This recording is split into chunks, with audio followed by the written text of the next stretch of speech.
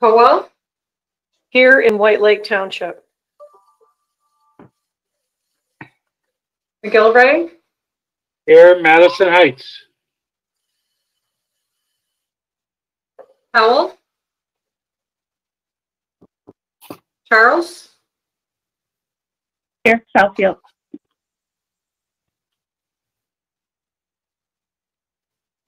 Long? Here in Commerce Township. Moss? Here in Birmingham. Markham? Here in Novi. Madam Chair, you have a quorum.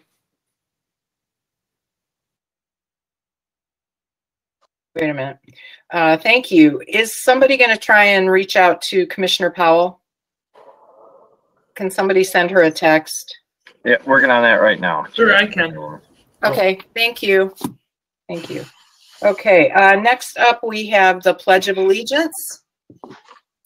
I have the flag back there.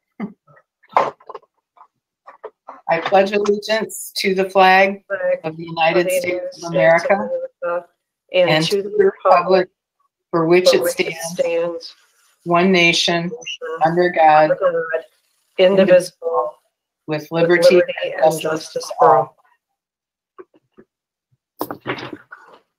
All right. Next up, we have approval of the minutes from the March 3rd, 2021 meeting. I need a motion. Commissioner McGilvray, supported by Commissioner Long. All in favor, say aye. Aye. Opposed, Aye. say nay. The minutes are approved. Next up is the approval of today's agenda. I need a motion. I will just make note before we do this. We did switch the order late last night, but that was really the only change that happened, and that was to accommodate the executive staff who have been in meetings with us all morning, and so they asked if they could go first. So thank you. So I need an approval of the agenda as modified. Commissioner Long? I need a second. Commissioner Powell has seconded, and please note that she's here. All in favor, say aye. Aye. Aye. Oh, question? Somebody had a question? Yes. Yolanda Charles. There was some conversation earlier about version number. I just want to make sure that I'm looking at the correct version. Can we just clarify that? Is it version 2? Version 2 at the bottom of the first page, it's in red. It says version 2, 3/17/2021, updated at 8 a.m. That is the most recent version of the packet. And the change is just the one group going early. Just a reorder, yes. Thank you. Okay. Anybody else? Commissioner Powell? Can you just tell me what I second? Sorry. I was just trying to support. I didn't see the hands go up. And I see the agenda. I'm sorry. You just seconded the approval of the agenda. Oh, okay. Fair. Okay, so all in favor of approving the agenda, say aye. Aye. Aye. Opposed, say nay. The agenda is approved. And now we come to public comment. Do we have any public comment this morning? Good morning. Currently, your public comment lines are open. There are no callers. There are no people in the auditorium or committee room A, and there are no written submissions. So there's no public comment this morning. Okay, thank you. You're welcome. We're such an interesting meeting that the world is clamoring to come listen in. Okay, communications is the next item on the agenda. I need a motion to receive and file all the communications. Commissioner McGilvray, supported by Commissioner Powell. Any discussion? Okay, I think we need a voice vote. Am I correct, Commissioner, Ms. Worthington? Okay, so please call the roll.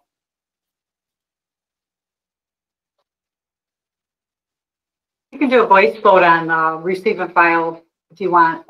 Oh, okay. So all in favor of receiving and filing the communications, say aye.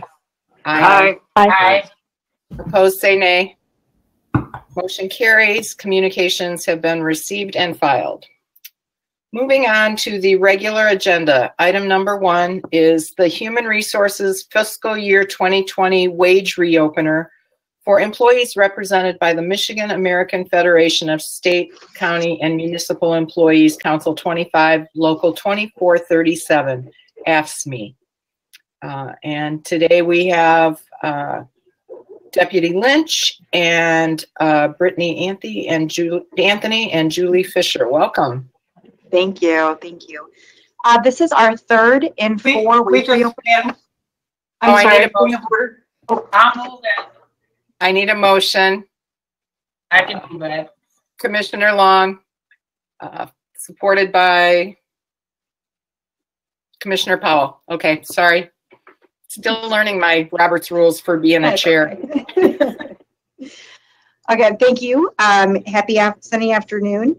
This is our third in a series of 4 wage reopeners. Our last one will be IBEW that I'm hoping to bring in April, if not probably the first one in May.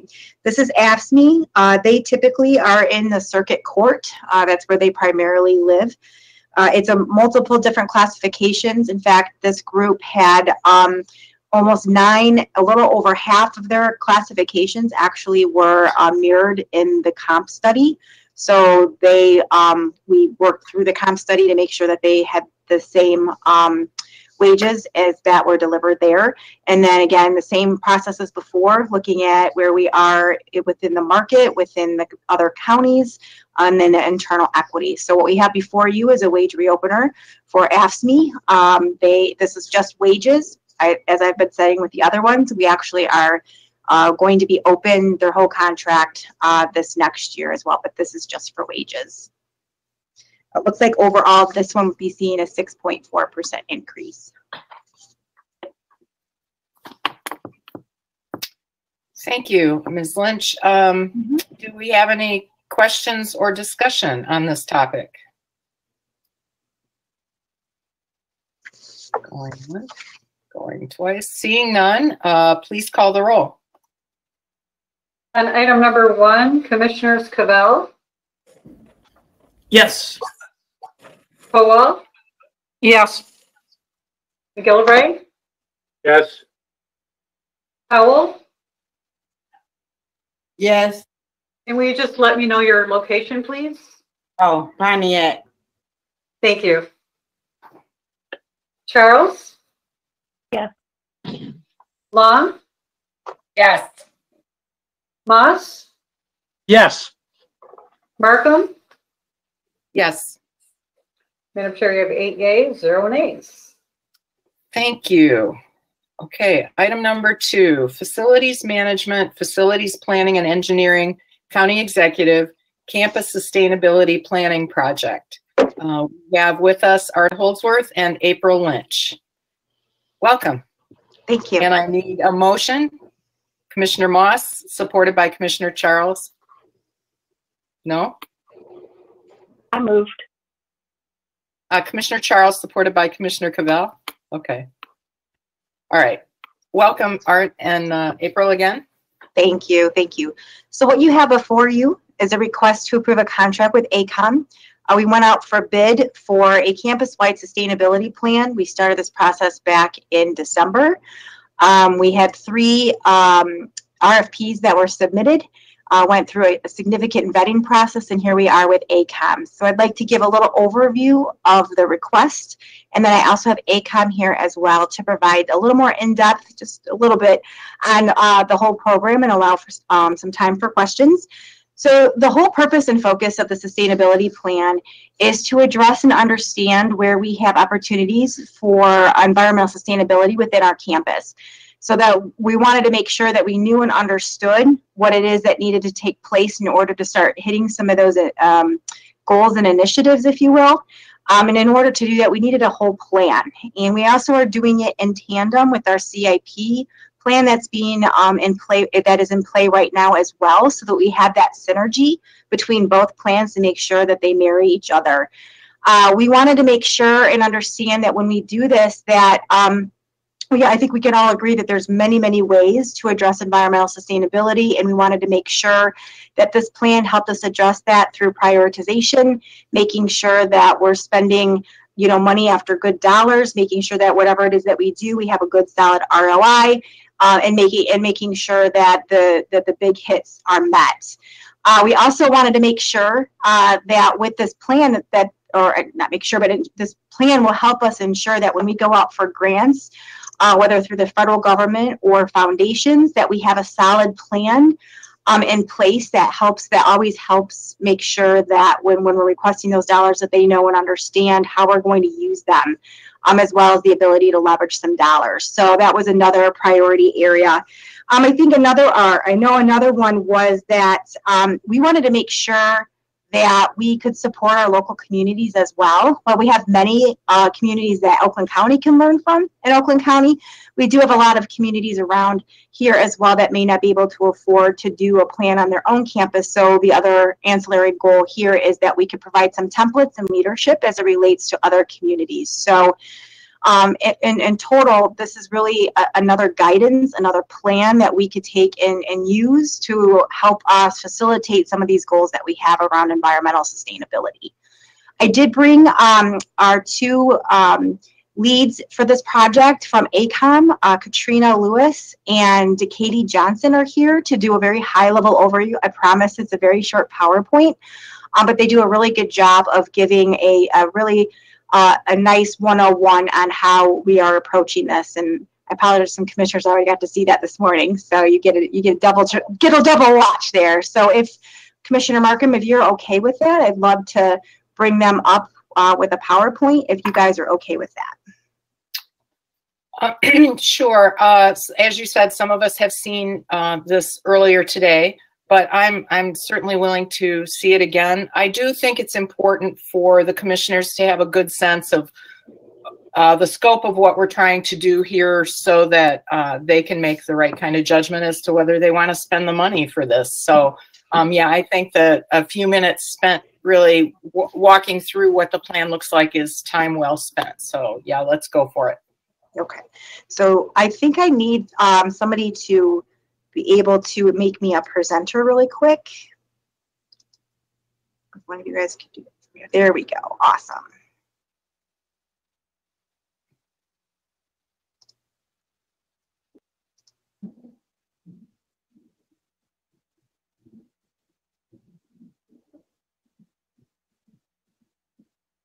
Thank you. Hi, everyone. I'm Katie Johnson. I'm principal in charge for this effort, based out of AECOM's Southfield, Michigan office. And Katrina Lewis is the project manager. I'll start by just highlighting the overall goals and approach.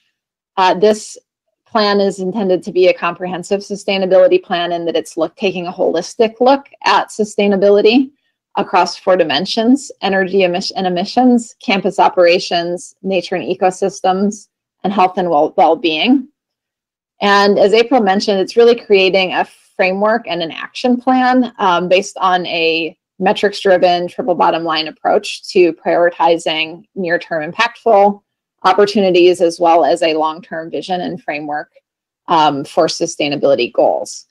And it will also lead by example in terms of providing a reference for other municipalities within Oakland County. The approach that we'll be taking is, first we'll work with the county and key stakeholders to identify an overarching sustainability vision and priorities that are specific to the county through facilitation of a series of workshops and exercises in which we can identify goals and metrics. We'll also take a portfolio-wide review of your campus buildings and grounds to identify opportunities for impact, and then look specifically at some pilot opportunities. So these will be opportunities that will have near-term actions, and they'll also serve as case studies for portfolio-wide recommendations by providing additional specifics and validation of the recommendations. That will then be integrated into the sustainability framework, which is basically your guidebook, your roadmap for achieving your goals, both near term as well as intermediate and long term, with fence posts along the way. And Katrina will give an example of how that would apply to a specific goal and recommendations.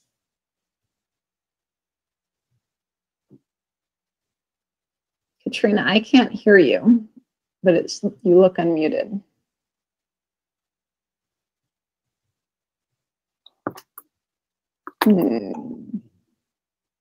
Still can't hear you.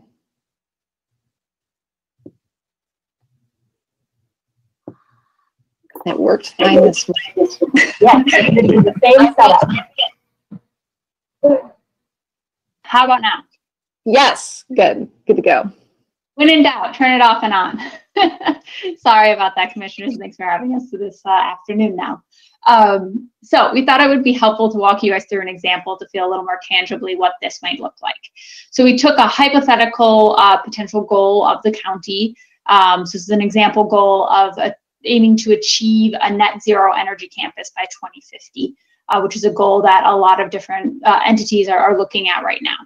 So if we took that goal and we discovered that during the visioning and priority setting section, what might that look like in portfolio review? So I mean, during the review of the portfolio of the campus and the other Oakland County sites that are part of this study, we would review the energy data across this portfolio. We would overlay that data with other considerations like the capital improvement plan that's ongoing that we want to align with, in order to identify potential facilities with load profile, so that means energy use, or other representative uses of the sites, to identify potential areas that might serve as good pilot studies to go a little bit deeper. So through that portfolio review, we'd identify some areas for deep dive to take us to the analysis to refine action step. In this step, we might then conduct energy audits for those prioritized facilities in order to identify specific measures that could help advance the net zero goal. This would also then allow us to identify best practices that could be applied across the campus, not just at the specific facility. After doing this deep dive, we would then create the actual sustainability framework for this section, which would document specific implementation steps for those audit identified actions. So for example, through an energy audit aimed at achieving net zero, you probably identify some specific HVAC system upgrades that can help get you on that path. We would also, though, document general considerations and next steps that the county must do to get to net zero, so that you have both those immediate action steps as well as those longer term viewpoints to help get to a goal by 2050. Next slide, please. So we just walked through the philosophy of the approach. We've broken down the specific contractual scope of work into the 5 tasks you see on the screen here.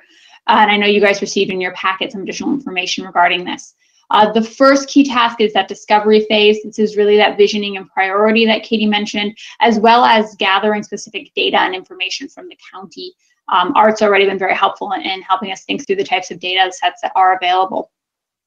With discovery well underhand, we'll also be doing stakeholder engagement. Stakeholder engagement is really critical throughout the entire process and will take place across the process. What this will allow us to do is to not only understand priorities of county employees and leadership, but also to help bring them along in the process so that when we get to implementation, people are ready for change or they're ready for implementing the types of actions that are identified. The third task is that deep dive analysis I just talked you through, where we'll really leverage the strength of the AECOM team and our technical experts to identify specific actions that can help advance the goals. With that in hand, we'll create the sustainability plan itself, the preliminary draft version that puts all the pieces together. This preliminary sustainability plan, key components of it will be put out for both county staff as well as public review in order to make sure we're creating something that is beneficial for the entire county. That'll then allow us to create the final sustainability plan in task 5. Next slide, please. We don't have to dwell on the small text on this screen too much, but we did want to give you guys a snapshot of the facilities and sites that are part of this portfolio. We are specifically focusing on the West Campus, the East Campus, a few select off-campus locations, and the Waterford Oak Parks. The plan specifically includes at this point airports and leased courts, and that is due to availability of data as well as control over different aspects of those buildings. Next slide. We do anticipate doing this entire project within a year schedule, which you can see sketched out on the screen here. As we mentioned, it starts with that discovery phase, and stakeholder engagement goes on throughout the process. A couple key things I want to point out on this slide, although I'm happy to answer further questions as well, is that the engagement process is structured so that engagement is happening at key points to provide input into the technical analysis and the plan development. So for example, you'll notice focus groups are happening at 2 distinct phases. One during the discovery phase in order to help support the gathering of data and the identification of priorities, and one at the end of the analysis phase in order to ground truth some of the findings we're having from analysis before we move on to actually creating the plan. So there's a lot of details we're presenting here, and we wanted to save some time for additional questions, and we're happy to answer any questions that you may have. Thank you very much. Commissioners, I will start with Commissioner Kowal. Thank you, Madam Chair. I'd like to ask Art Holsworth for some history on the last time we did, I believe it was a county-wide energy audit. And also, I mean, how do we go about that? I don't think I was on the board at the time. I know it was done under the previous administration, obviously. How much did that cost? Did we have outside consultants? And then also, I guess we already know that we have some really aging facilities that we need to update. I believe you've mentioned several times one of the county power facilities. So my thing is that there's a lot of stuff that we know that we don't have to ask consultants about. And another question, I guess, would be not necessarily for Art, but you want to bring in AECOM, and then you want to bring in Giffords Webster, so we have consultants monitoring consultants. I'm hoping that AECOM would be accountable and deliver a good product on time. I don't understand why we can't be our own project managers, at least for that. So I guess I have a whole lot of questions, and I just want to make the best use of the taxpayers' money, because I feel at the end of the day that whatever we find out is obviously going to have some near-term and long-term costs for Oakland County residents. So I guess start back at the beginning, Art. Just can you fill us in on the history of what we've done before? Sure. Back during the Great Recession, we had received a EECBG grant for, I believe it was $4.6 million. As part of that, we hired Fishbeck, Thompson, Carr, and Huber to do the energy audit, which is the first step required in spending that grant money. So they had identified maybe 24 projects that would increase our energy efficiency. And what they did is ran an ROI for all of those. The ROI then helped us determine what the prioritization would be for each of the projects. We then undertook as many of them as we could, given the money that was available to us from the grant. Keep in mind that over half of the money went to the new airport terminal in Waterford there. But again, that was 10 years ago. There were numerous projects that were identified that we couldn't get to because of funding limitations, or because of the airport. We didn't have as much money to do the other non-airport things as we would have liked. There are also different types of technology like geothermal that we explored, but it wasn't cost effective yet at the time. So newer technology that is more efficient is available now. So we're hoping we can take advantage of that. It would also be broader than that study was. This is going to be looking at at equity issues. It's going to be involving public input, which the last one did not do at all. And then kind of transitioning into your second question, this study and the Plant Moran capital improvement study are going to be looking at the really old buildings that we have. And yes, we're very well of the costs and inefficiencies of the oldest buildings we have on campus here. But this study will help us figure out, you know, what are all the cost savings that we're going to be able to garner by shutting those buildings down? What are the newer technologies that we're going to be implementing that we can then transition our staff towards? Because while you might shut a few buildings down, you're going to have some maintenance people that you might not have as busy anymore, but you're going to have new types of green technologies that the staff have to learn how to operate and maintain going forward. So there's this transition of staff and training that's going to need to take place as well. And just one comment about Giffords versus AECOM. Well, yeah, there's a little bit of oversight there. I would argue that project management is not so much oversight as it is managing timing, who the resources are, doing the different parts of the project, coordinating with our staff, and it's an issue with the availability of our staff to oversee such a large project, given all the other large projects that planning and engineering have going on at the same time.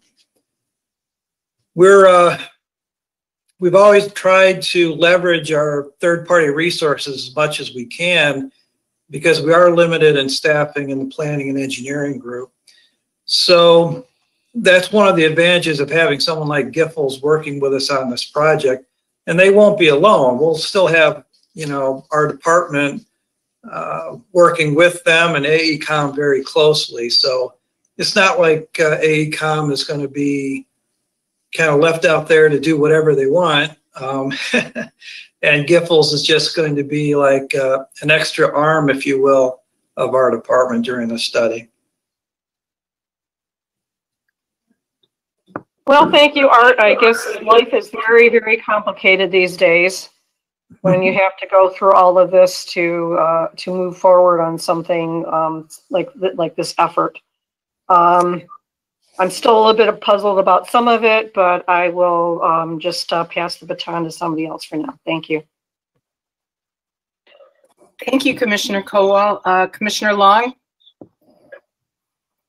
Thank you, Madam Chair. And as Commissioner Kowal said, I think I'm definitely in support of environmental sustainability, but I do have quite a few questions regarding the funding. So the $625,000, I don't know who would answer this, maybe April or Art, I don't know. So the $625,000 today that we're voting on is to develop the plan. Do we have an estimate how much it's going to cost to implement the plan? I'm sure we have some ideas of what we need to make environmental sustainable.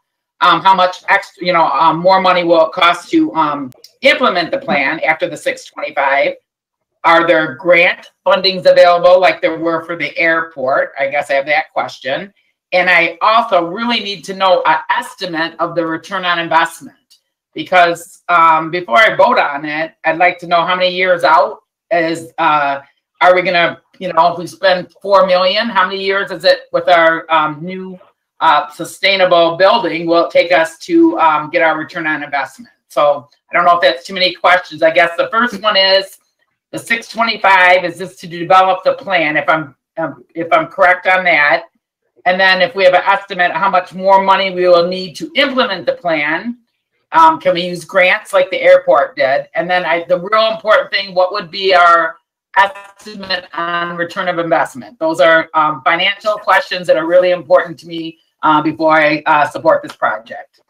Sure, I can take that. Yes, the 625 is to implement the plan that we will be taking, requesting to be taken out of the fund balance that was identified for environmental sustainability. As it relates to ROI, that's actually why we're doing the plan, is to make sure that when we do make adjustments and changes or request any type of environmental sustainability projects, that we are going to be able to have ROIs for those, so that we, again, are making sure that we're maximizing our dollars, and making sure that not only are we impacting the environment, that we're doing it the smart, most fiscally sound way. As it relates to grants, yes, again, our goal is once you have a plan and you know what you need to do, there's a lot of money, or I shouldn't say a lot, money at the federal level, as well as now a lot of foundations as well are bringing forward a lot of environmental projects. And so our goal is to maximize our dollars by applying for as many grants and federal funds as we can. But again, any project that we would bring forward would have an ROI.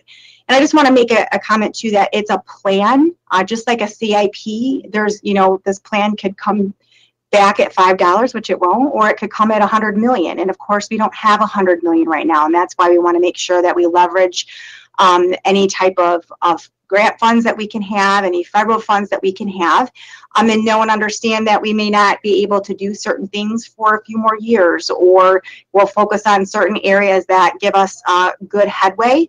But those projects will come back one at a time back to this team or back to the board for approval, and we would always have that ROI available on those specific projects. So the goal is that this plan will help us pave the way to know and understand where to get started, and what that might, what that would look like, and start planning for that as we start looking at updating our buildings and our campus. Well, thank you, April. I appreciate your candor on it. I'm a little concerned not having any idea of the ROI. Personal example is I'm looking into the new Mustang electric, and I figured out how many years spending that extra $10,000 for that car that plugs in of gas that saved, and it's 10. I figured out my return on investment on a personal. So I personally a hard time voting for, putting $625,000 into a plan, and we don't know the return on investment, not even an estimate. So just in my personal life, I kind of figure that stuff out. So I'm having a little hard time. I'm not against making stuff sustainable on the county campus, but I'm having a little hard time just not knowing the return on investment. I get that we have to do the study because we don't know, but I'm just having a little hard time not knowing an estimate number. So I'll turn my let someone else speak and ask questions. But thank you so much for your answers. Yep. April or Commissioner, could I provide an example of what we've seen on another project, if that's helpful, Commissioner Long? Yes, that would be helpful. Great. So we did a resilience planning effort for the city of Chicago, which included their sustainability work as well. $300,000 planning effort, which actually then allowed us to unlock and have access to approximately $5 million in HUD grants to implement green stormwater infrastructure and additional park spaces for specific communities that were having significant impacts from urban flooding. So again, that's one anecdotal answer. I know it's not a complete answer to your ROI, but we do see that these planning efforts allow you to position and open up for those significant grants. Thank you for that. That helps. Thank you. Is that it, Commissioner Long? Yes, thank you. Okay, Commissioner Moss. Thank you. I'm the new guy. I just got here, so there's a lot I don't know, and there's a lot I have to learn, and I have to be kind of basic. So forgive me for asking questions that are probably pretty stupid. I'm going to get on it. What does sustainability mean? I mean, I hear the word thrown around. I mean, what in 25 words or less? What does that mean? Do you want me to answer, or do you want? What does it mean? Let's have Art answer. I mean, it says net zero. What is net zero? What does that mean? Let's have Art answer. Hey, Art, good to see you. How are you doing, man? We're going to go with this, and Chuck, why? how are you? I'm great. St. Patrick's Day. Top of the morning to you. Afternoon. I'm sure April will jump in here as well, but sustainability means that you're doing something that has a net zero effect on overall energy consumption, which is also the definition of net zero. No negative effect on energy. So you're not contributing to greenhouse gases any more than having a net zero effect. So if you were to build a net zero building, for example, you would be using various energy conserving equipment in the building. You would have you'd be using materials that were as recycled as much as possible, things like that. Okay, we used to call eco-friendly. I get it. Oh, that's good. All right, and net zero means making it using up less, more environmental, more efficient. Let's put it that way, efficient. That's the old word too, right? Is that it? Yes. Okay, I'm all for that. I mean, it's great. If it costs us, say, 100 units to run a building and now it costs 50, that's good stuff. All right. And so the actual deliverables, are they measurable? I hear words like ROI thrown around. That's really great. So let's say we have to replace, well, we've already done the animal shelter, but let's take that as an example. We're going to make a new doghouse. The new doghouse should be cheaper to run. That's what we're talking about? Yes, and it is actually much more energy efficient than the old building was. Well, I'm glad because, I don't mean me on dogs, So here's the thing. How much is it going to cost? Or is this 625? Is this we're just buying a plan and then we have the plan and we maybe do it or maybe we don't and then we can decide? Or is this sort of a down payment to get us into an ongoing thing? This is just for the plan. So what? The plan itself will provide us, and correct me if I'm wrong, Katrina, a 5 to 10 year plan of sustainability projects that we're going to undertake. Now, when we did the EECBG grant, the typical paybacks we were looking at were in the 4 to 7 year range. Anything beyond that, up to maybe 10 or 15 years, we're in a second tier, and we didn't get to many of those at all. So that 4 to 7 year payback range with the old administration, for example, was an easy sell. And I would argue that that would be an easy sell for this administration as well. So I just wanted to throw that in. There's going to be, a significant dollar amount to implement all the recommendations, but the recommendations that'll be brought forward are going to have good paybacks to them as well. When you say payback, how are you recommending? Like money saved over the life of the building, or money?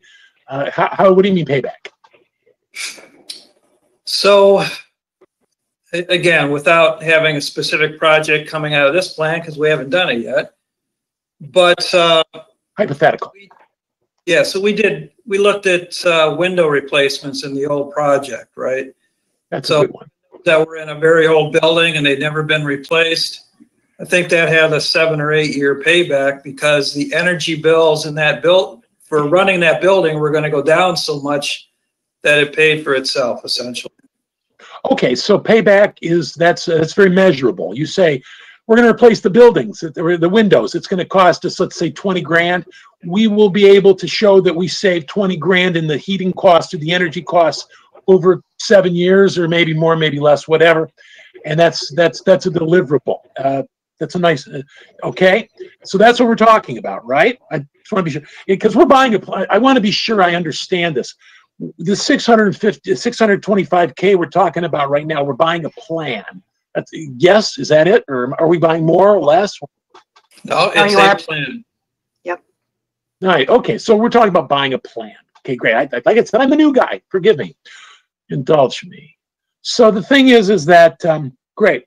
Now, so when we get the plan, that's when we decide how much we're going to pay, whether it's going to be 100 million or whether it's going to be 5,000 or whatever. But that's what we're going to look for. I hope this plan will also have will it have the costs in the plan, how much it's going to cost? Will it also have how we're going to pay for it? And will it also have oversight and accountability? Katrina, I mean, I believe the answer is yes to all those, but let's let Katrina weigh in on that. Okay. Happy to weigh in, Art. So the way the plan will be structured is that we'll identify a set of prioritized actions, right? So specific things like replacing windows. For those prioritized actions, we will include approximate costs, payback periods, and what you actually need to do the next steps to implement, including oversight in governments. Who's responsible? Do you need to bring in another partner? Do you not? Considerations like that. What it'll also have, though, which we haven't quite talked about, are those kind of mid and long-term kind of guideposts, so that after you've gone through those first set of actions, you have the framework, so a set of KPIs that you want to track, things like that, to actually... What's a KPI? A key performance indicator. So those specific metrics that you were looking for, specific measurable things that the county is going to say, these are things we want to be achieving. So then after this plan is done and you've implemented all the things we've said, you already have the framework and the structure to then make these decisions for yourself moving forward. So it's both standing up and immediate actions as well as long-term success. You guys have the tools you need to make those decisions yourself moving forward. Okay. May I ask through the chair, Madam Chair, to Commissioner Long, who had some issues about this. How do these explanations satisfy or do not satisfy the questions that you had? Because the questions you had were the same questions I have. If I may, Madam Chair, through the chair. Yeah, please. Commissioner Long, feel free to answer. Oh, are you asking me? You. Yeah. Commissioner Moss? Yeah. I sometimes they're a little satisfying. I think I'm confident in ACOM. I think that was a good selection. I don't know if I'm going to support it today, but I certainly might support it at the board floor. I just want to get a couple more answers to stuff. And it makes sense because if you do these projects, I get it. I bet you there's grant money for it, just like the airport. And I know we need a plan. I just have a little uneasiness still, so I might vote no and then do some more research for the board floor. So that's where I'm at right now, Commissioner Moss. Thank you, Madam Chair. Are we talking right now about? I'm sorry, Madam Chair. Go ahead. Are we going to pay? Are we talking about at this point? We're going to pay for the $625,000 out of fund balance. Is that the plan? Yes, there is $1 million actually in the budget this year for sustainability efforts, and that is the line item that will be used. Am I correct, Ms. Lynch, just to be sure? Yes. So it was planned to be doing this out of fund balance, yes. A fund balance. This isn't going to come from CARES funding or some other source. It's going to come out of our fund balance. Correct. That is correct. Okay. Thank you very much. I appreciate it. And thank you, Madam Chair. You're welcome, Commissioner Moss. Commissioner Charles, you had your hand up? Yes, thank you. Great. Thank you, Chair. Great dialogue with regards to what the commissioners have already stated. I wanted to throw in the fact that I have some history with energy auditing in a different life. I had a small business where I specifically worked on energy audits, and I can tell you, just specifically energy auditing alone, you could have contracts for $60,000 and $70,000 that are just recommendations. And I do believe that when you're talking about sustainability and environmental stuff, I know I'd like to think that Commissioner Kowal will agree.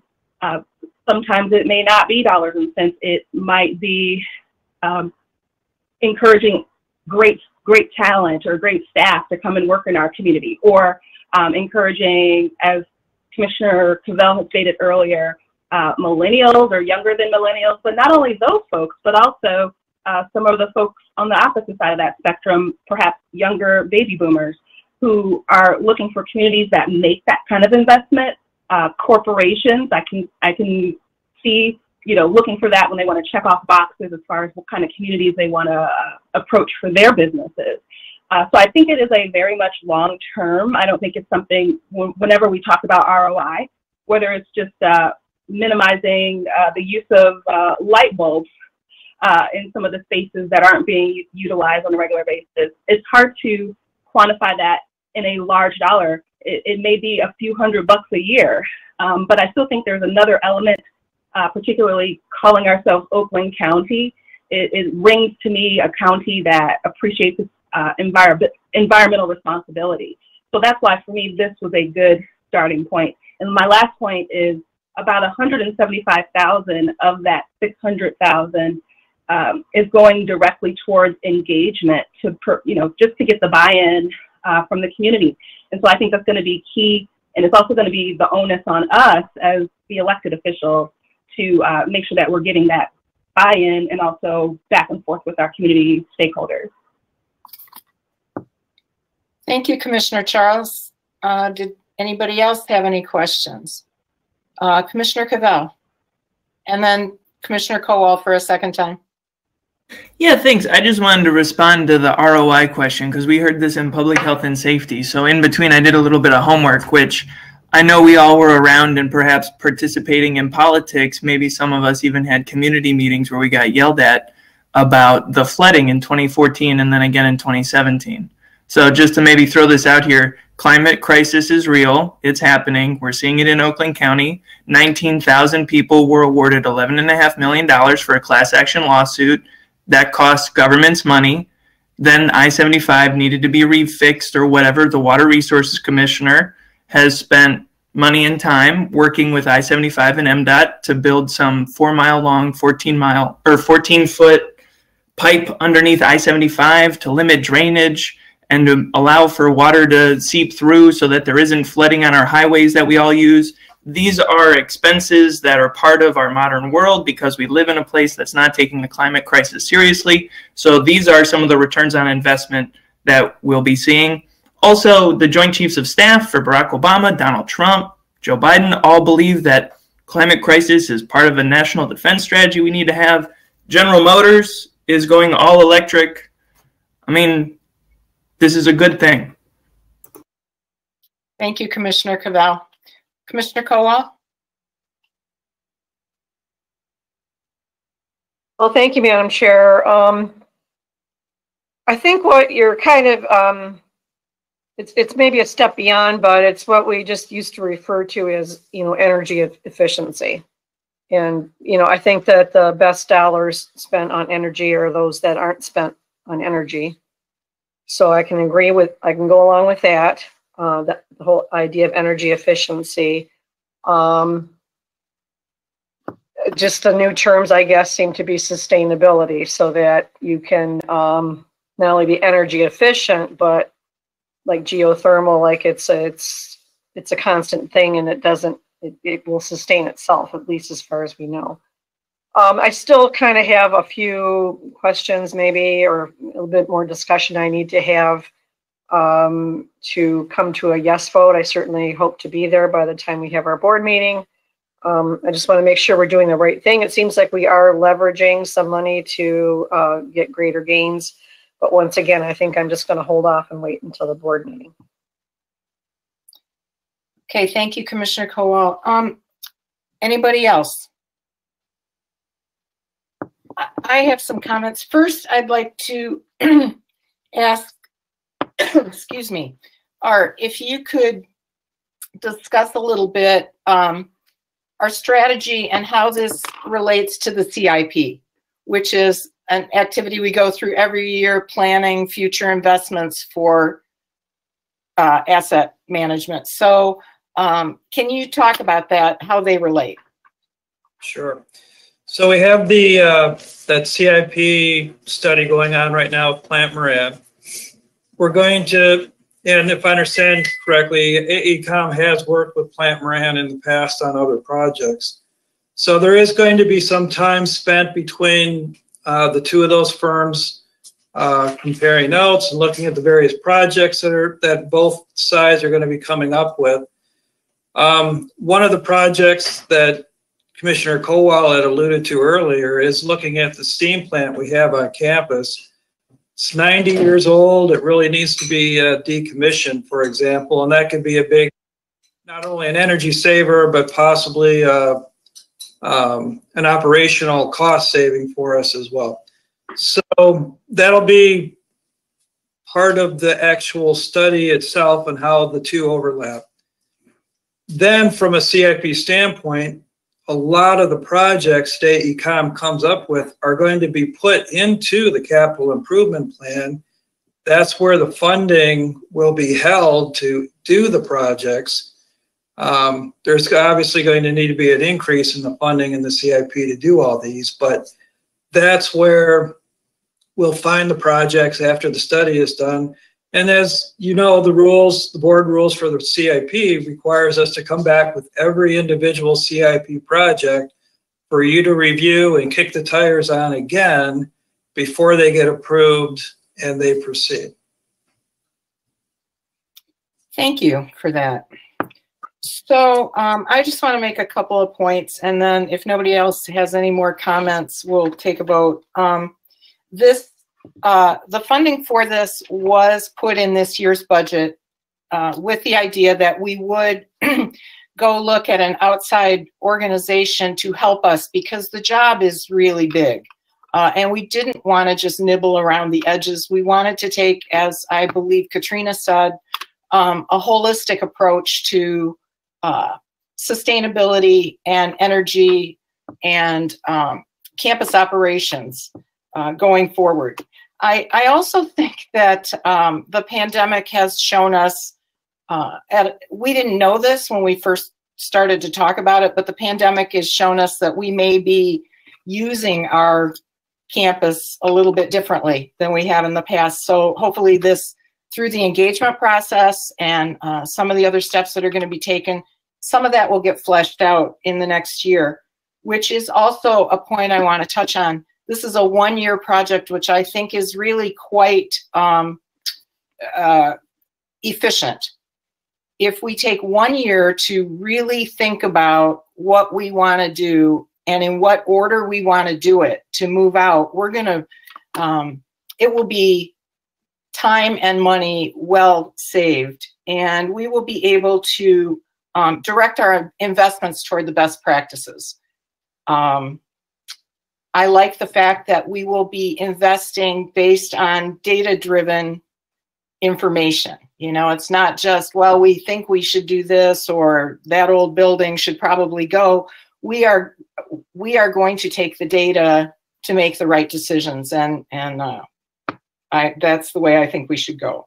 So I did hear some, you know, valid concerns from several of the commissioners in terms of more information that they need to potentially support it. But I am in support of this. I think the administration has taken a very thoughtful approach to what is a big subject, but I think we can, in fact, make our operation much more efficient, able to run, you know, economically very efficiently, but also with much, much less energy being expended. And I think we can lead our region with this, and Oakland County and our communities. We can help our local communities, and actually some of them will be able to help us. There are local communities where there are pockets of what they're doing that we may want to borrow from. That will all be fleshed out in this study. So I'm in support of this. I will stop talking at this point, and if nobody else has anything else they want to add, I think we should go ahead and take a vote.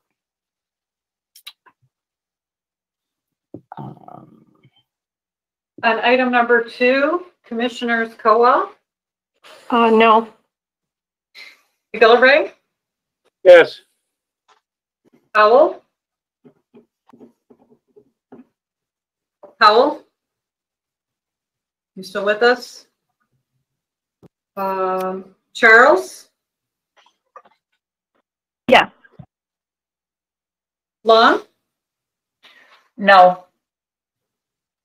Moss? I'm going to go no. No. Cavell? Yes. Howell, are you there? Markham? Yes. Madam Chair, you have 4 yeas, 3 nays.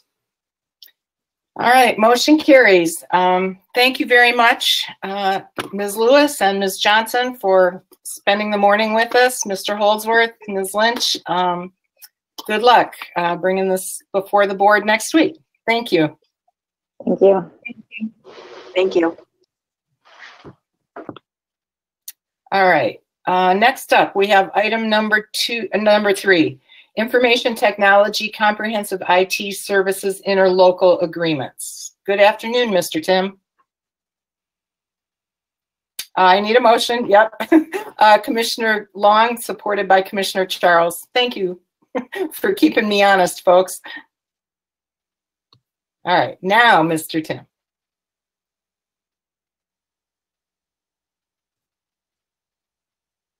He was here. Good morning, commissioners. Heard me? Yes.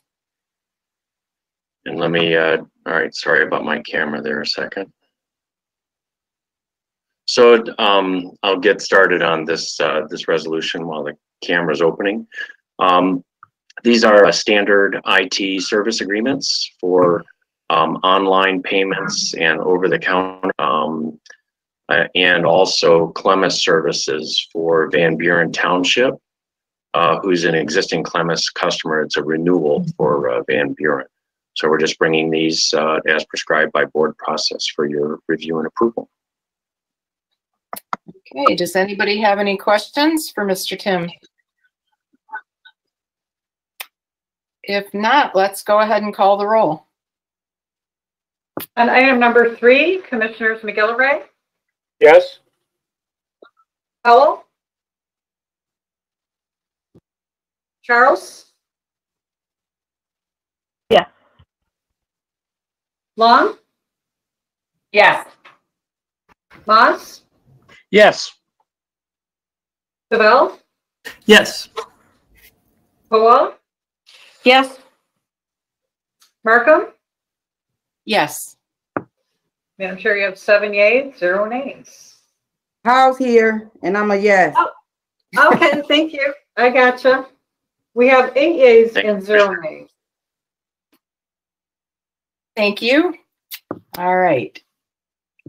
Item number 4, Management and Budget Fiscal Year 2021 First Quarter Financial Forecast and Budget Amendments. I need a motion. Commissioner Charles, supported by Commissioner Kowal. Okay, we should have, I see we have Lynn, wait, who's here? Supposed to have Lynn Sankas and Kyle Jen. Good afternoon. This is Kyle and Lynn. Oh, hi. It's a pleasure to be before you. As mentioned, we're bringing to you the first quarter budget forecast and budget amendments. As I've gotten to see here with the county, this quarterly process of looking at how expenditures are tracking and updating our forecast, in terms of revenue expenditures for the year, because we're process and to make sure that the budget stays in balance and that we're as needed throughout the year. So I'm going to walk through the highlights in terms of the high level numbers in 44 of your pack, I think, and then Lynn's going to highlight and explain a few of the budgets that are baked into the resolution. Much more deep behind that, as you've probably seen in the packet, and we'll be happy to answer. So, starting page 144, the updated forecast shows a net positive payment from the adopted budget of $22.3 million. General fund, compared to what was adopted last year for fiscal year 2021. That figure is the excuse me just a second, Mr. Jen. Commissioner Charles. Yeah, I'm sure some of you all are agree that it's hard to hear. And I'm sorry, because Lynn checked her sound before the meeting even started, and it was perfect. But, this is an important report, and I don't want to miss key details. I don't know what we can do to help that. So, I mean, I turned off the camera. Does that help at all? Yes. Yes. Okay. I turned off the camera. I don't know if it's the added bandwidth with the camera on, but if we'll have the camera off and you can turn it back on at the end if you want. But if that helps with the audio, we'll leave it off for right now. All right. Commissioner Charles is more satisfied, and I agree. Okay, let me start over here. We'll have the folks from IT over to try to fix the problem going forward. We were hoping that was just a one-time technical issue. So to start over on page 144 of your packet, the updated forecast shows a net positive favorable variance of $22.3 million general fund for the fiscal year 21 budget as compared to what was adopted last year. That figure is the net result of forecasting $6.8 million less in general fund revenue, but also forecasting $29.1 million less in general fund expenditures. On the revenue side, you can see some of the components that make up that $6.8 million. We have lower revenue, but also lower expenditures out of the child care fund. You know, I think because of the slowdown in activities due to COVID, we actually have some positive variance from state revenue sharing from a 2% increase in our revenue sharing payment that hadn't been budgeted originally. We then have a variety of lower revenue amounts and charges for services totaling $5.6 million. Those are largely related to slower activities related to COVID. And that's what gets you to the $6.8 million less in revenue. On the expenditure side, we're projecting to be $29 million to the good, which is almost 5% of general fund expenditures. The largest piece there is $22.3 million, and that relates to the mechanics of CARES Act dollars and county public health and safety payroll. So if you recall, you know, this is out of the $219 million in CARES Act dollars that the county received last year and used for various activities related to COVID response and economic support and so forth. You know, after all of the dollars that were spent to support residents and businesses and organizations across the county, the balancer at the bottom was that the federal guidance allowed us to use those dollars to support public health and safety payroll for the county, and recognition of the fact that, you know, employees in those areas were spending a lot of time responding to the COVID crisis. So in the end, that $22 million is payroll that's being paid out of CARES dollars rather than general fund, which creates that favorability. There is an additional $6.8 million above that. You know, the largest factor there is that we're seeing higher personnel favorability generally. You know, I think as a result of the hiring freeze that's been in place and slowed the pace of hiring. So with that, I will stop talking. If there are questions now, we can answer those, or Lynn can talk about some of the budget amendments that we can talk about. Let's take a moment and see if there are any questions so far from the commissioners. Seeing none, let's go ahead and hear from Lynn.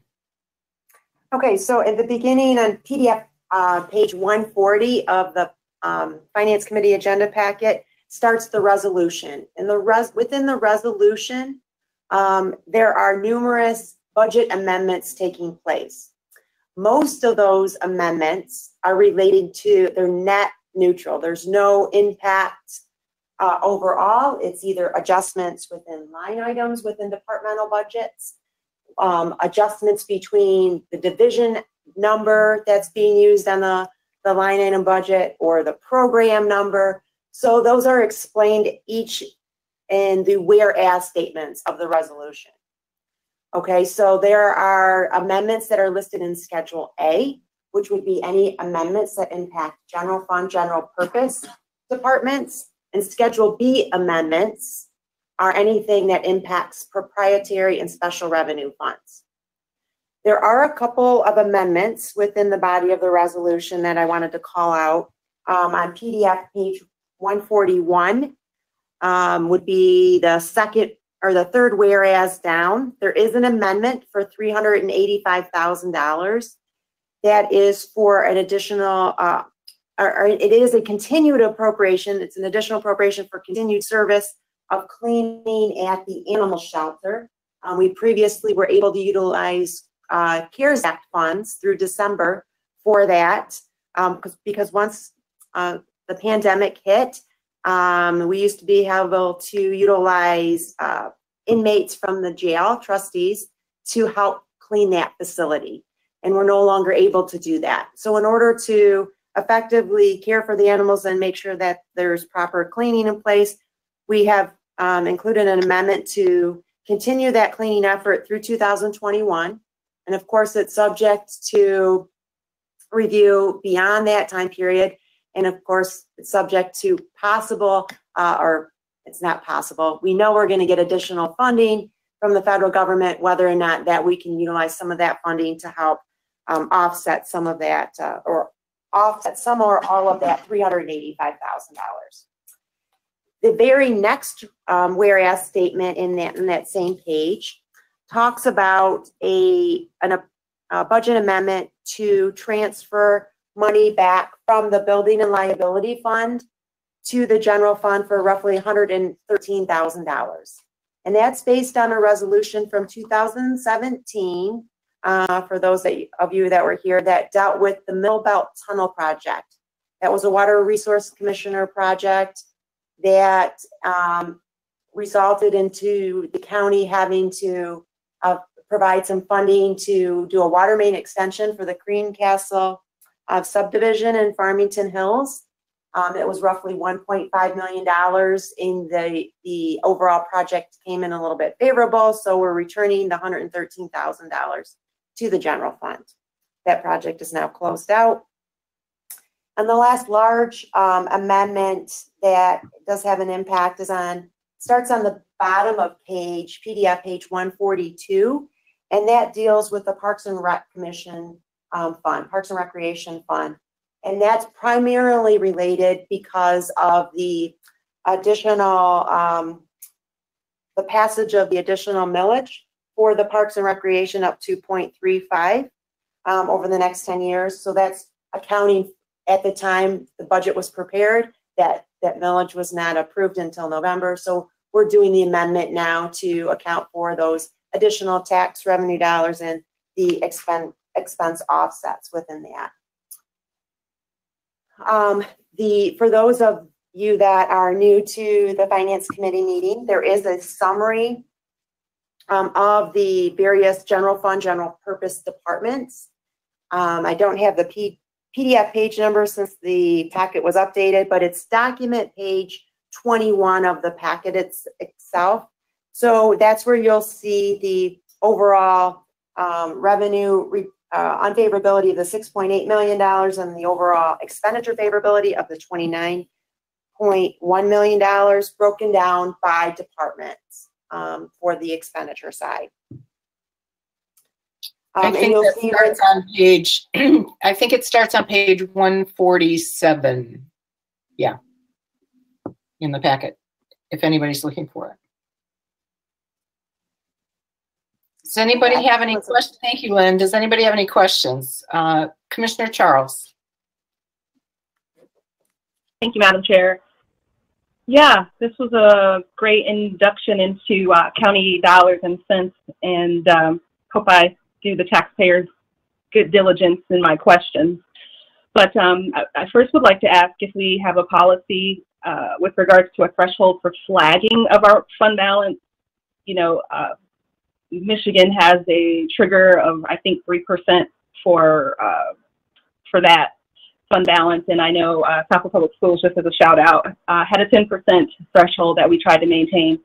So I wanted to know if we have something like that. And then my second question was actually with regards to the GAAP. It was on my radar, and Lynn, I don't know if you have my room bugged, but literally everything I was getting ready to ask, you've addressed, particularly with Parks and Rec. I even sent an email this morning just to clarify, was it something out of the ordinary that I believe it was somewhere 300, 500,000 or so to Normandy Oaks. And Sue Wells did assure me that that was budgeted for, I guess, in your last calendar year as a commission. But yeah, I was wondering if you could speak to the gap piece, and you know, it also speaks to the general fund balance, and I just was tying that all in to see if there's a percentage that we try not to fall below. Yes, absolutely. So the county has an adopted fund balance, I think, from 2015. You know, that states a policy of maintaining a general fund balance equal to at least 20% of the annual budget. We are currently up over 50%. The administration is evaluating, you know, potential recommendations in terms of clarifying and potentially revising that fund balance policy, you know, with a recognition that we want to continue to maintain a strong balance there and protect the county against any future downturn or risks. And then the piece about the gap, the 29 million.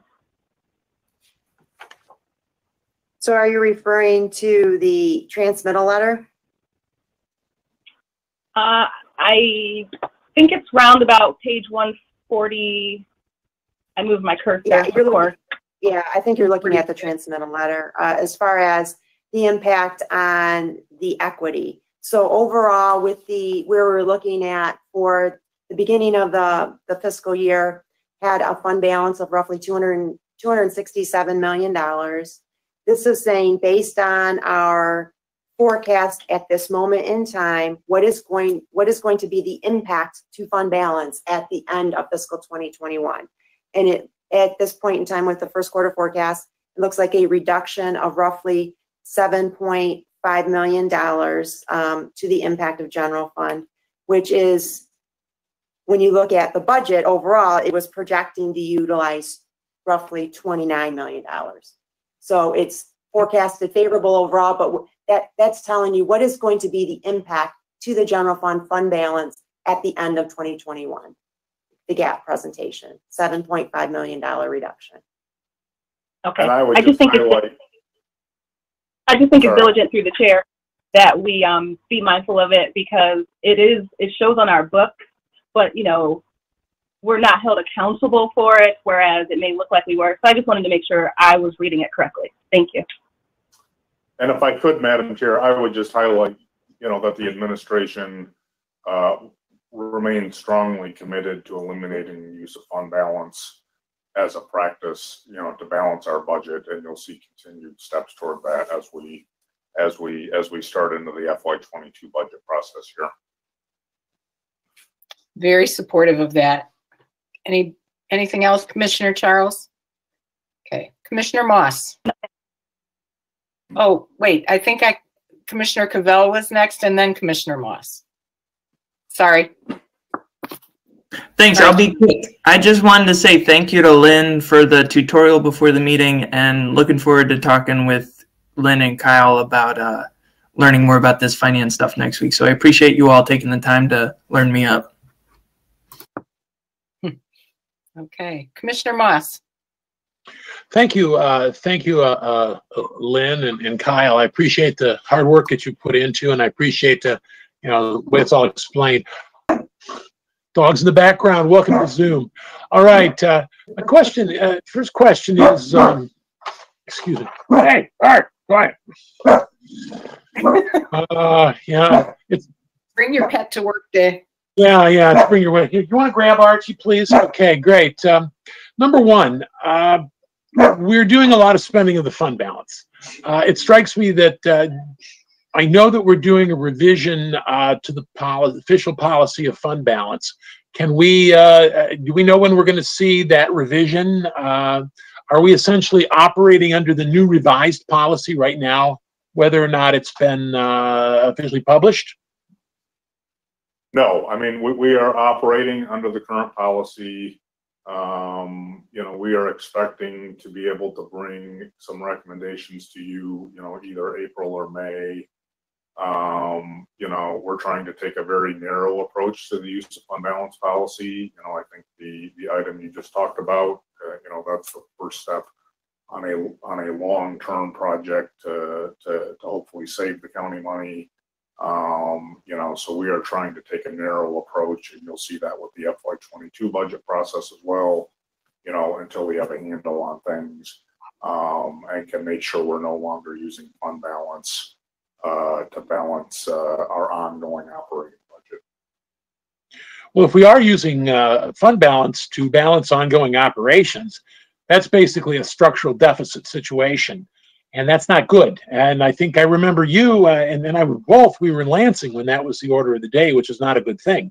So that would probably be something to cease and desist as quick as possible. I have another question, and once again, I may have missed it. How much CARES money and sort of federal, state largesse coming in is incorporated into these numbers? How much of that is being used to keep us above water? Is there a master breakdown of where all the CARES stuff comes in and how it's all being used? Because I probably may have missed it.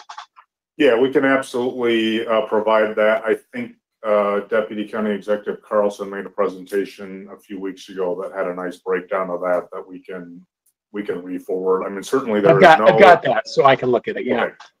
Yeah, because we should be. No, go ahead, Kyle.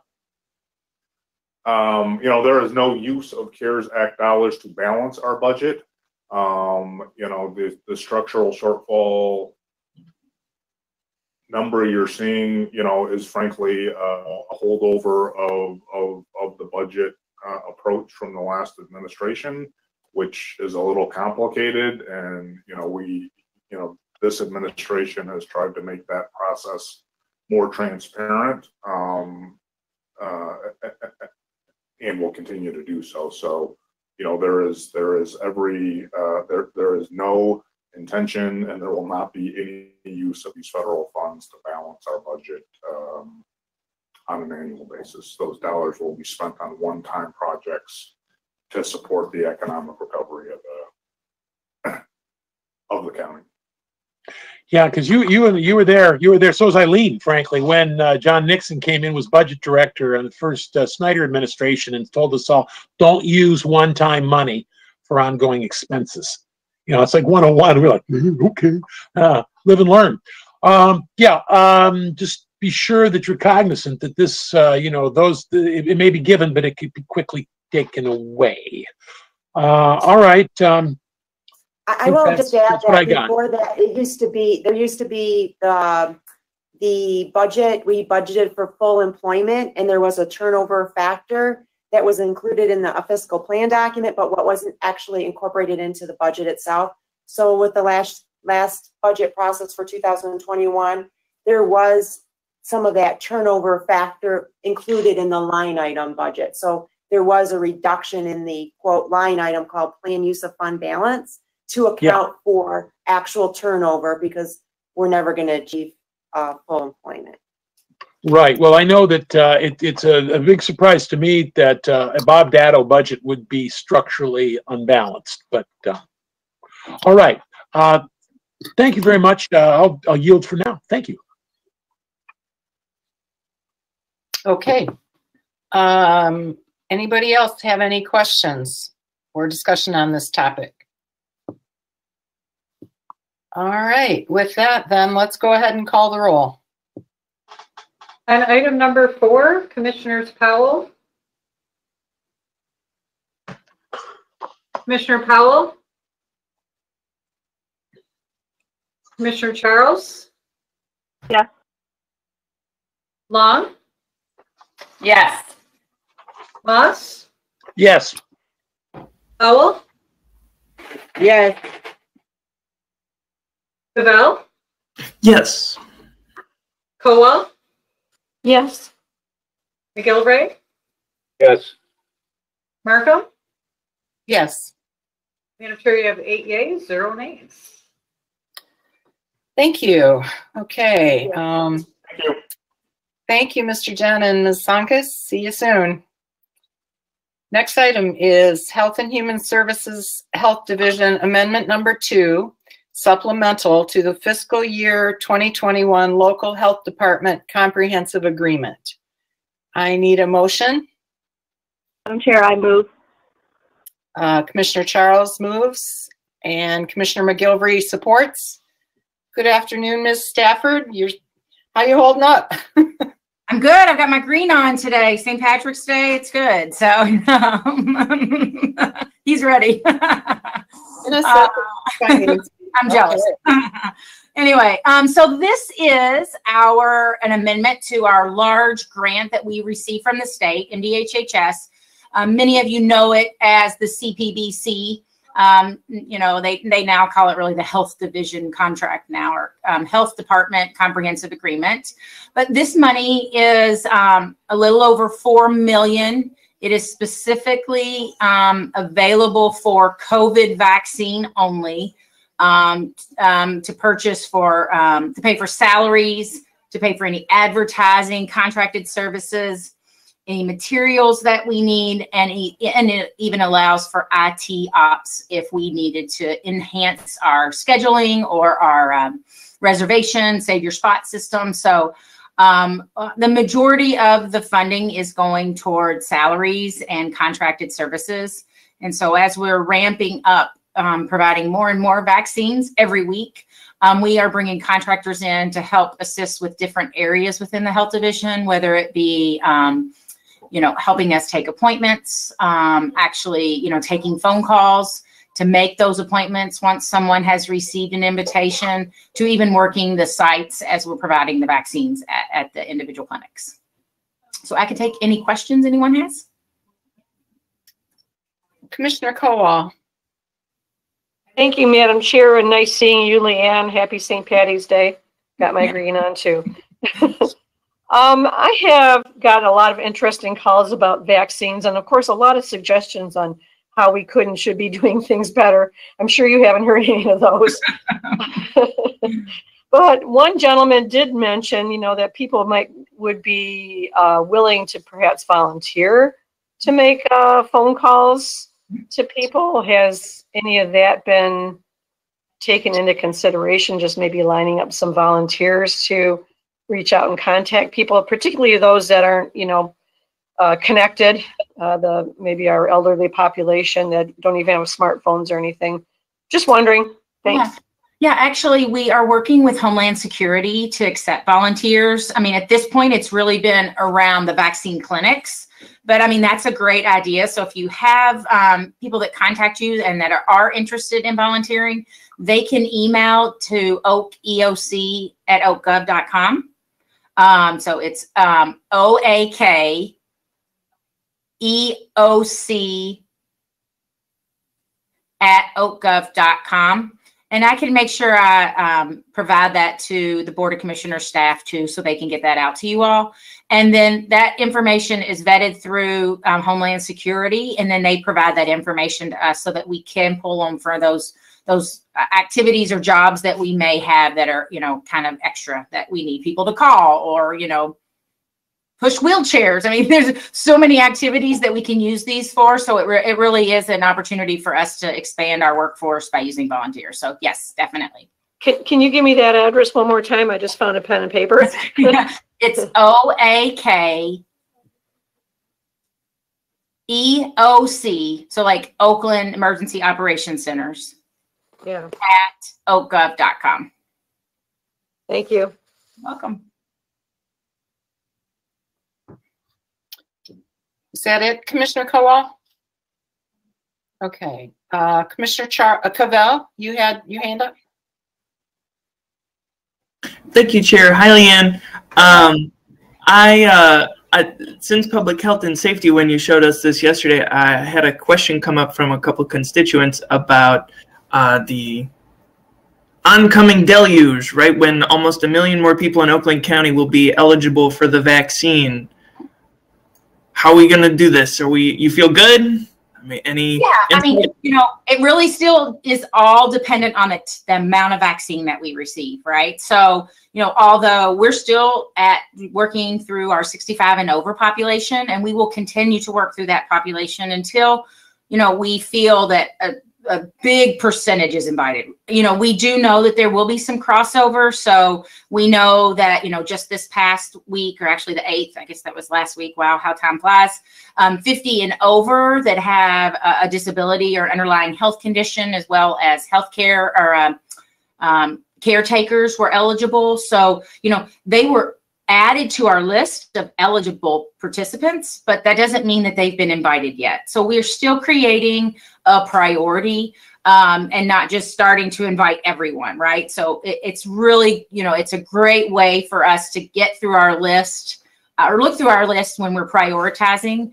And so we have that information so we can make sure as we are prioritizing, we're not just, picking nilly-willy from individuals. It is based on that priority group. And looking also at SVI, which I know, we've talked and you've heard a lot about, is really looking through those SVI areas and, applying that 65 and over in those higher risk location and getting them invites, kind of at the top and then continuing to work down.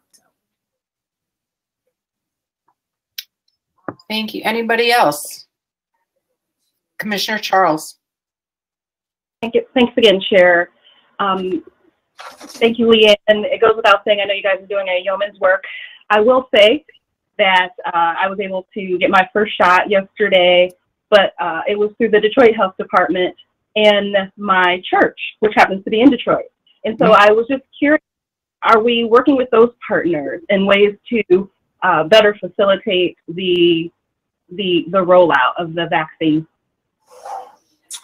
Yeah, we're working with a lot of community partners. And so coming up, and we're going to be working with some more community faith-based organizations. We're receiving some specific vaccine that's coming from FEMA and the federal government as part of the connection to Ford Field regional partnership that they have put together that really, really focuses on communities of high SVI. And so we really think it's important to work with the community groups, even though we've already been doing that. We're going to continue to work in Pontiac. So that's why I'm going to talk to Commissioner Powell about that. There's some opportunity that's going to be in Southfield. So we're going to be rolling these extra clinics out using, the pastors and some of the congregations to provide, some list of people that maybe have not been able to, get on the Save Your Spot. We'll also be pulling people from Save Your Spot that are from high SVIs and be able to really focus on those areas. So yes, we are continuing. Yesterday, I talked a little bit about, the community groups that deal with or that work with disability patients and populations. And so this week I have a call almost every day, really reaching out to them and talking to them about what we can do to better, get that population signed up so that we can make sure that we get them vaccinated as soon as they're eligible and we have the vaccine. Okay. Anybody else have any comments or questions for Leanne? I just want to say, you guys are doing heroic work and you show up with a great big smile on your face. And, we're so lucky to have you and all of the folks at the health department who knew how to ramp up quickly and make things happen. We're all getting lots and lots of phone calls, but it is starting to feel like more and more folks 65 and older are in fact getting that first or second shot. Mm-hmm. I'm not getting quite as many of those frantic calls as I was a couple of weeks ago. Now it's the younger folks who, if they're not essential workers and they want to, they want to get the shot. So thanks for all you're doing. And if we can help you in any way, please let us know. But thanks for. Thank you. We appreciate the support from all of you. It really does. It really does help. So, and keep the calls coming if you have questions, right? We'll try to help you through those. So. Great. Thank you. If there's no other question or comments, comments, we will go ahead and call the roll. On item number 5, Commissioners Charles? Yes. Long? Yes. Moss? Yes. Cavell? Yes. Kowal? Yes. Gilray? Yes. Powell? Yes. Markham? Yes. Madam Chair, you have 8 yeas, 0 nays. Thank you. Motion carries. Thank you, Leanne. Okay, next up, item number 6, Health and Human Services Neighborhood and Housing Development Division, amendment over 15% to PY 2019 Annual Action Plan and Special Grant Allocation Acceptance for Coronavirus Aid, Relief, and Economic Security, CARES Act, PL 116-136, Emergency Solutions Grant, ESG-CB2, Round 2. I need a motion. Commissioner Cavell, supported by Commissioner McGilvery. And we have with us Shane Buys today. Welcome. Thank you. Always a tough act to follow, Leanne, but I'm going to do the best that I absolutely can. This particular funding that you have before you, this is to officially accept this additional funding. It's $2 million in addition to about $1.1 million that was approved and received back in the fall. And specifically, Emergency Solutions Grant funding goes to support third-party providers in the community that work specifically with people experiencing homelessness or at risk of experiencing homelessness. And so this COVID funding that is coming from the federal government is going to be put forth to similar efforts that the first $1.1 million was put forth to. And that's to support shelter operation costs, whether that's helping people hotel right now to diminish the density of congregate sheltering, or paying for COVID-related supplies, hand sanitizer, etc., things like that. It also goes to homeless prevention and rapid rehousing services, places such as Lighthouse and Legal Aid Defenders. They help get people pay some arrearages and some back rental amongst some other funding programs out there to help get them caught up on their costs. And so all of this is going to, because we don't necessarily do a lot of direct work ourselves with people experiencing homeless. We do some, but these community service agencies really do the bulk of the work. And so this additional funding is going to help support their programs and their operation costs in responding to the seemingly never-ending pandemic response that we're going through. And so that's pretty much the 80,000-foot view. If you have any questions or any other details, let me know. Commissioner Kowal. Thank you, Madam Chair, and thank you, Shane. Just one question. I'm assuming that there's no other strings attached other than that this money obviously has to be COVID related. Any other? Yeah. So the short answer is yes. Now there are some spending time limits, like we got to get this money spent out pretty quick, and I have no doubt that we will. For example, we got to have 20% of it spent out by the end of September, 80% of it spent out by the end of December. Again, I don't have any doubt that that will be the case. There is a match requirement, but all of the service agencies, they meet that match requirement by in-kind services. And so it's very similar to our quote-unquote regular emergency solutions grant that we receive about $330,000 every year. Okay, very good. Thank you. Thank you, Commissioner Kowal. Anybody else? Commissioner Charles? Thank you. I feel like this report is very serendipitous, Shane, because a couple of weeks ago in one of our various commission meetings, I asked about the Oakland County homeless collaboration, and we couldn't nail down exactly who was the point person on that. And I'm only talking about it now because the report we're talking about does talk a little bit about homelessness. So I just wanted to make sure that we as a body know that that exists, and how, just to make sure we're not doing any overlapping. And again, this will be for a different day. But I just wanted on your radar that I don't quite see yet how the collaboration is tied into, say, the policies that we set here. And I just want to make sure that I'm being supportive. I know Mr. Cavell is tuned in and keen. He and I just talked about our hopes and desires for Woodward and 8 Mile as a beacon of opportunity and light, and not of, you know, just struggle.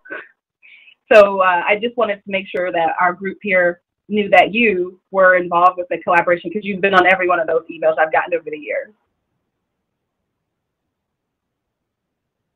Thank you, Commissioner Charles. Yeah, and so I just, because there's a lot.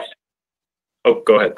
There's a lot of different groups out there doing a lot of good work, specifically the Alliance for Housing, which is our continuum of care. We have a homeless healthcare collaboration housed within the health division. And then, of course, you have the group working at specifically 8 Mile and Woodward. And so that is a big effort to kind of keep everybody coordinated and know all the different efforts going on. In particular, the homeless, the blueprint to help end homelessness in Oakland County, that project and that plan is going to get started shortly. And so that is going to be a nice way to kind of tie all those groups in together and give a nice summary of where we can go moving forward as far as reaching achievable goals. Thank you. Anybody else? I just have one small clarification. So we're getting this money and then we disperse it by way of grants that the local organizations apply to through us. Is that correct? That's correct. They have contracts with us already set up from the other one, and we're looking to possibly get 1 or 2 others set up to receive some of this funding as well, since it's almost twice as much as the first one. And all the others will just work off of an amendment to their original contract. Okay, thank you. Commissioner Powell, did you have your hand up? No? Okay. It's hard to tell in these little boxes. Okay, if nobody else has any other questions, we will call the roll, please. On item number 6, Commissioners Long? Yes. Repeat again, Commissioner Long. Yes. Yes. Did you hear that? I can All hear right, that. shut my mic off too fast. Thanks. Moss? Yes. Cavell? Yes. Kowal? Yes. McGillivray? Yes. Powell? Yes. Charles? Yes. Markham? Yes. I'm sure you have 8 yeas, 0 nays. Great, thank you. Okay, thanks, Shane. We'll see you again soon. And our last agenda item is number 7, Facilities Management, Approval and Acceptance of a Purchase Agreement to Sell County-Owned Property on Brown Road. I need a motion. Commissioner Charles, supported by Commissioner McGillivray. And we have Art Holdsworth and Paul Zakos to take us through this. Good afternoon, Commissioners. Hi. This is good news because we've come back with a purchase agreement and we're looking for your approval. I'll just go back a little and give you some background again.